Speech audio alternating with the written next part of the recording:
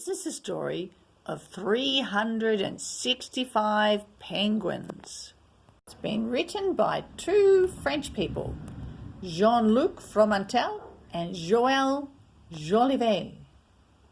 On New Year's Day at 9 o'clock in the morning, a delivery man rang our doorbell. Ding dong! I opened the box. It's a penguin.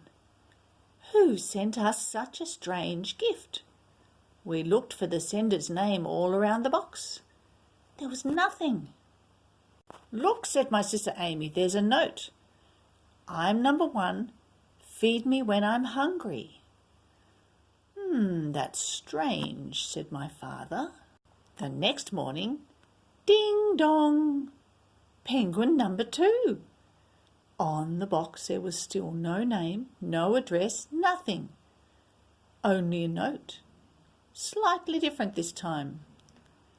I am number 2, and like number 1, I need you to take care of me. The day after, ding dong, penguin number 3, anonymous like the others.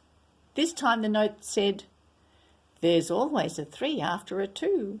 Please take care that I don't catch the flu. My dad said, this is getting weirder and weirder. And it went on like that until the end of the week. On Sunday, we had 7 penguins in our house. On Monday morning, during breakfast, we had a big discussion about naming the penguins.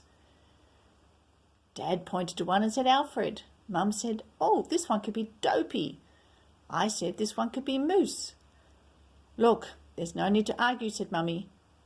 I don't think, ding dong, I don't think we're going to keep them, she said. At the end of January, there was 31 penguins in the house, watching TV, getting into the breakfast cereal, eating bananas. 31. No more, no less. February has only 28 days. Each morning another penguin arrived. That made 31 for January and 28 for February. So 59 penguins.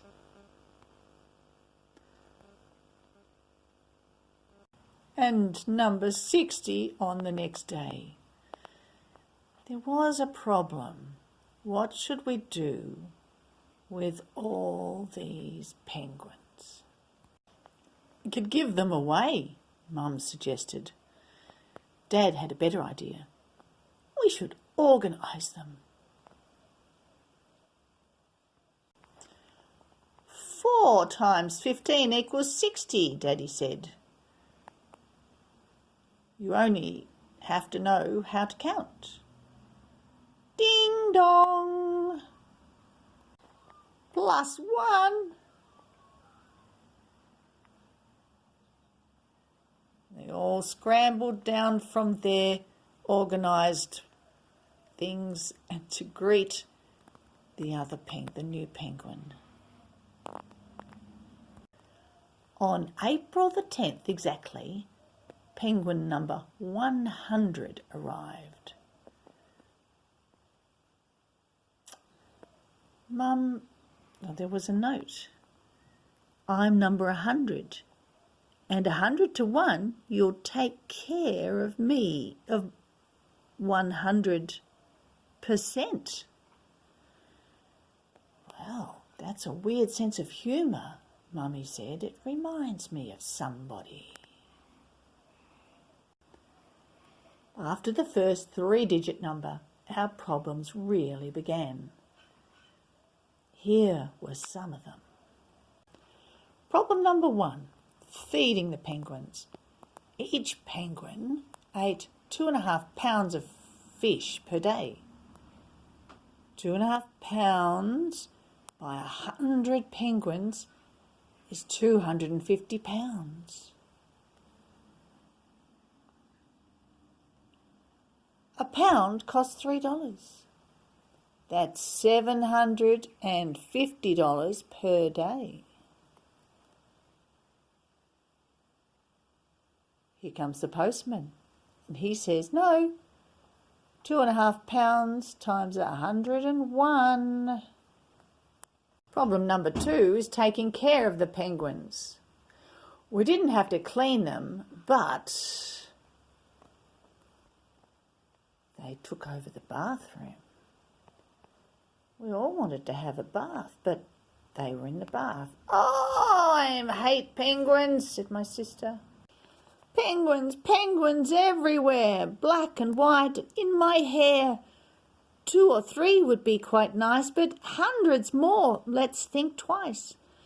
Bathroom, bedroom, closet, kitchen. I've had enough. It's time to ditch them. Dad said, Amy's right. It's time to make a serious decision. Problem number 3 was housing the penguins. Desperate times call for desperate measures. My dad said, get the hammer and the saw. My dad said, basically, penguins are like eggs.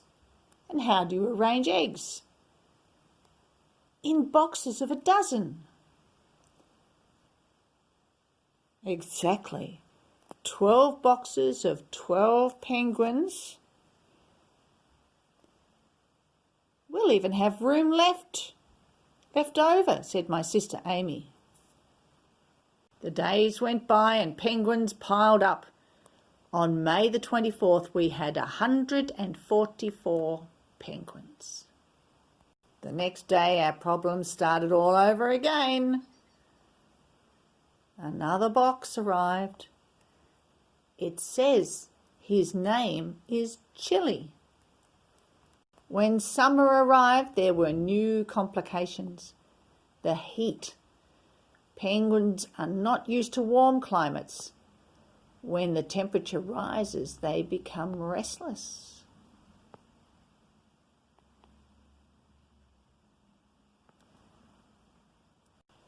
And the noise.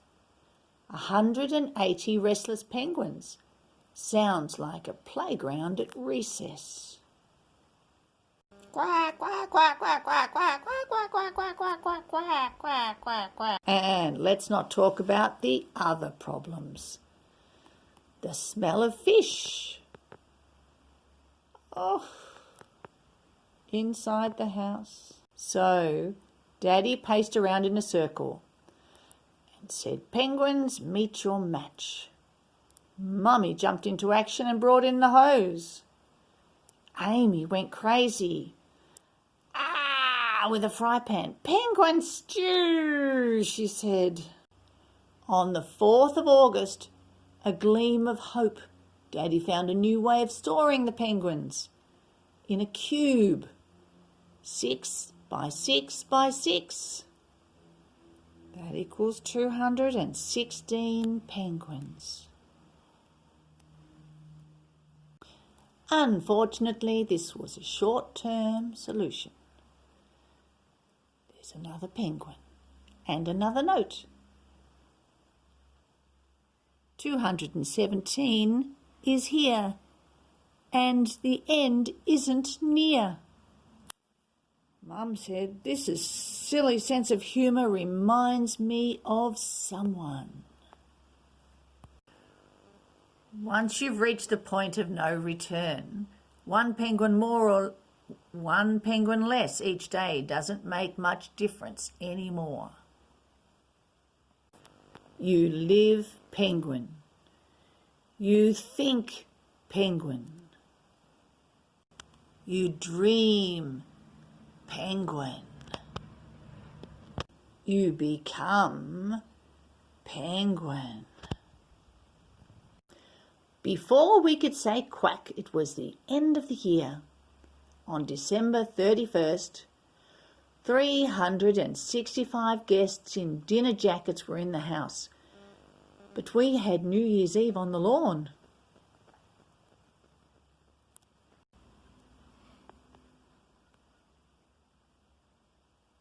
Ding dong.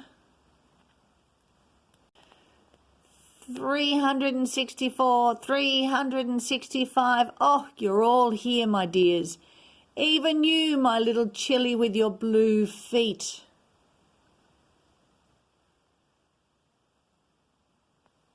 He's counted them all. Who is that? I said. It's your Uncle Victor the ecologist. Uncle Victor. Then Uncle Victor explained that where they live was getting warmer, and these lovely birds from the South Pole, he wanted to take them to the North Pole. So he sent one a day in a secret way to the family. So now he's going to take them to the North Pole. So he gets a van, hires a van with a refrigerator in it to keep them cool. And Uncle Victor left with all the penguins, except one. We'll take care of you, Chilli, with your blue feet. And life started to return to normal. TV's broken. There's dead fish bones all around the house, even in the piano. But the next day, the delivery man came to the door. Ding dong, with a bigger package. It's a polar bear with a note. I'm number 1. Please feed me when I'm hungry. Ah, said my family.